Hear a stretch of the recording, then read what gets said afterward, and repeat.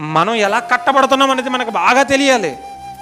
ఏదో వచ్చాము, కూర్చున్నాము, వింటున్నాము, ఎవరిది పడితే వాడిది వినేసాము, ఆ పలానా వాడి దగ్గర ఏదో జరిగిపోతుందని వెళ్ళిపోయాం, పలానా వాడి దగ్గర ఉంటేనే ఏదైనా జరుగుద్దని నమ్మకంతో పోతున్నాం. ఇవే మన బ్రతుకులు అనుకోండి. మనం అంతిమ స్థానం, మన గమ్యస్థానం పరలోకం ఏదైతే ఉందో దాన్ని మనం సంపాదించుకోలేము.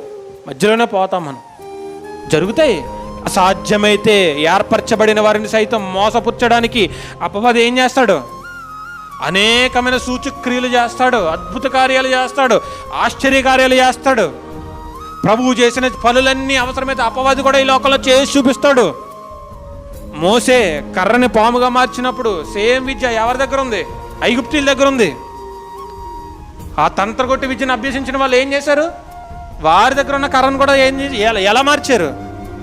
పాములా మార్చారు. కానీ మోసే చేతిలోని కర్ర పాముగా మారిన తర్వాత ఈ పాము మిగిలిన పాములన్నిటినీ